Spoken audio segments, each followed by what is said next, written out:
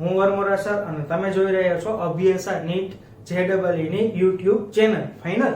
તો previous lecture ની અંદર આપણે કેટલો સ્ટડી કર્યો તો ભાઈ? તો કે મુખ ગુહાની અંદર આવેલી 3 અગત્યની રચના. કઈ કઈ રચના હતી ભાઈ? તો કે એમાંની પહેલું આપણે જોયું હતું જીભની રચના, બીજું આપણે શું જોયું હતું ભાઈ? દાંત, અને ત્રીજું લાસ્ટ પ્રીવિયસ લેક્ચર ની અંદર આપણે જોયું હતું લાળ ગ્રંથિ. ક્લિયર?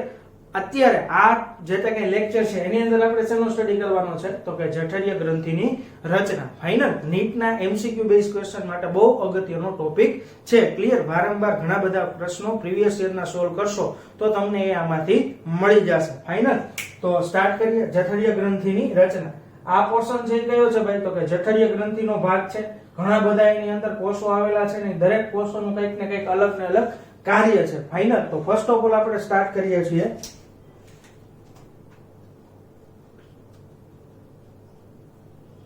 જઠરીય ગ્રંથિના તમામ કોષો કેવા હશે ભાઈ? તો કે તમામ કોષો રહ્યા એ હશે સ્તંભાકાર.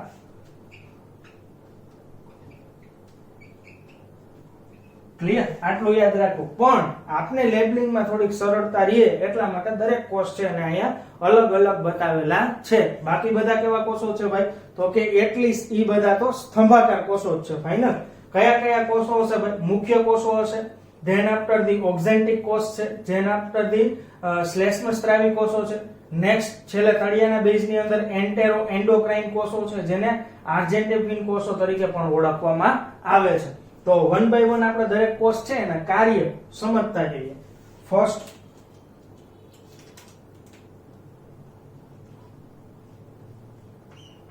ફર્સ્ટ પેલો સેલ લઈ લે આપણે મુખ્ય કોષ, અથવા તો એનું બીજું નામ શું હશે ભાઈ? તો કે ચીફ કોષ, અથવા ત્રીજું નામ શું હશે ભાઈ? તો કે ઝાયમોઝન કોષ. ફાઇનલ. હવે આપણે જોઈ લે એનું કાર્ય શું હશે ભાઈ? તો કે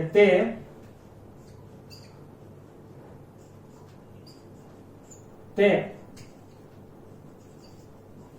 નિષ્ક્રિય ઉત્સેચકો નો સ્ત્રાવ કરે છે. કયા કયા ઉત્સેચકો છે એ ભાઈ નિષ્ક્રિય સ્વરૂપની અંદર હશે ભાઈ?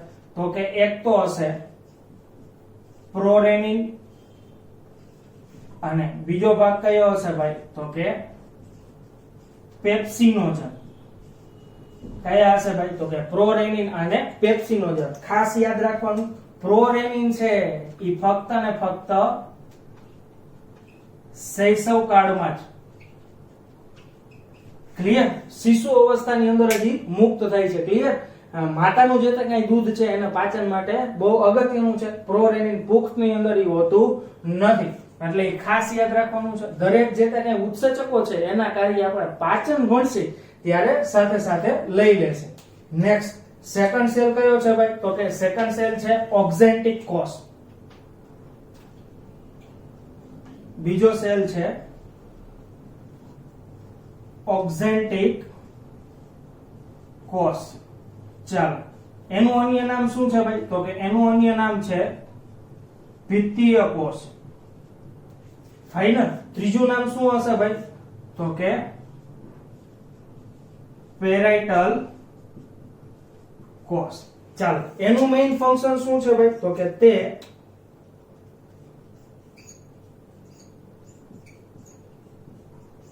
HCl અને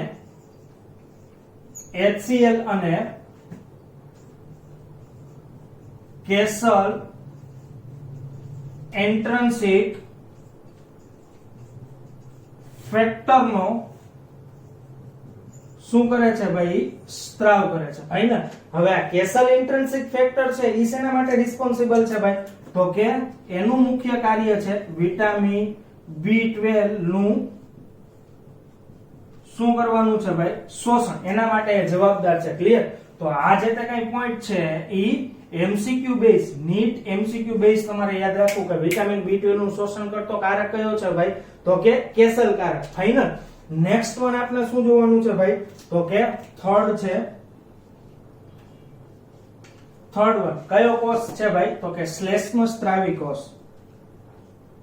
શ્લેષ્મ સ્ત્રાવી કોષ. ચાલો, શ્લેષ્મ સ્ત્રાવી કોષ છે, ખબર જ છે એનું ફંક્શન શું હશે, એના નામ ઉપરથી જ ખબર પડી જાય. શું કરશે ઈ ભાઈ? તો કે શ્લેષ્મનો સ્ત્રાવ કરે છે. ફાઇનલ. એનું કામકાજ પૂરું. હવે જે તે કઈ નીટ બેઝ ક્વેશ્ચન માટે કયા કોષો? એન્ટેરો એન્ડોક્રાઇન કોષો. ક્લિયર? અથવા તો શું નામ હશે ભાઈ એનું? આર્જેન્ટિફિન કોષો. તો ફોર્થ વન કયા કોષો છે ભાઈ? તો કે ફોર્થ વન છે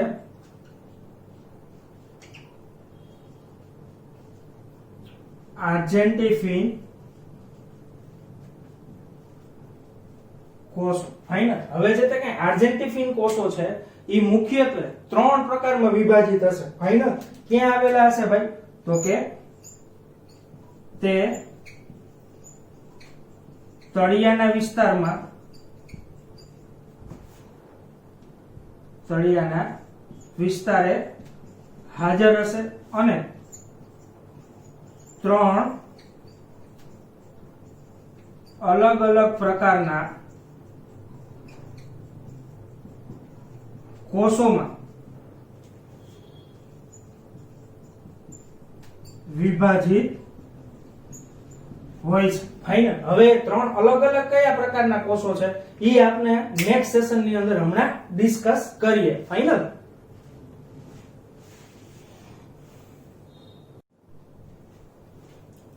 ઓકે, તો અહીંયા સુધી આપણે જોયું તો આર્જેન્ટિફિન કોષો છે. ક્લિયર? નીટ માટે અગત્યનો ટોપિક છે.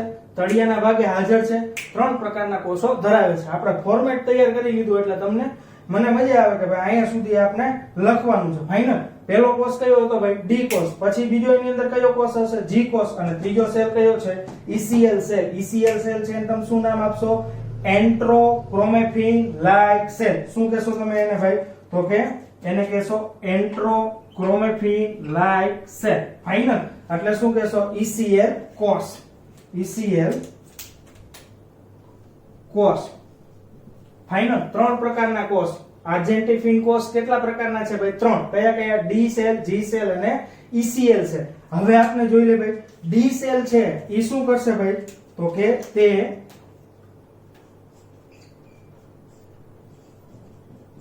સોમેટોસ્ટેટિન નો સ્ત્રાવ કરાવે. શું કરશે ભાઈ? તો કે સોમેટોસ્ટેટિન છે એનો સ્ત્રાવ કરાવે છે.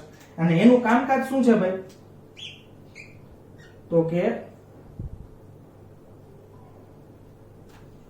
સોમેટોસ્ટેટિન છે એનું કાર્ય તે પાચન માર્ગમાં હોર્મોન્સનો સ્ત્રાવ કેવો કરે છે ભાઈ? અટકાવે છે. બરાબર? અંતઃસ્ત્રાવ હોર્મોન્સ છે એનો સ્ત્રાવ છે એને શું કરશે ભાઈ? This one is the hormones. એના સ્ત્રાવને અટકાવે છે. યાદ રાખજો. ધેન આફ્ટર ધી કયો કોષ આવે છે ભાઈ? જી કોષ. ચાલો, જી કોષ શું હશે ભાઈ? શેનો સ્ત્રાવ કરશે ભાઈ? તો કે ગેસ્ટ્રિન નો સ્ત્રાવ કરે છે. શેનો સ્ત્રાવ કરશે? ગેસ્ટ્રિન. ઓકે, હવે ગેસ્ટ્રિન નું કાર્ય શું હશે ભાઈ? તો કે જઠર માર્ગમાં જઠર રસનો સ્ત્રાવ કરાવે. ફાઇનલ. ખાસ યાદ રાખવું, સોમેટોસ્ટેટિન નું કાર્ય છે અને આ છે શેનું કાર્ય છે ભાઈ? ગેસ્ટ્રિન નું કાર્ય છે. હવે આપણો મુખ્ય ભાગ કયો હશે? ઈસીએલ કોષો. ચાલો, શેનો સ્ત્રાવ કરશે ભાઈ? તો કે ફર્સ્ટ વન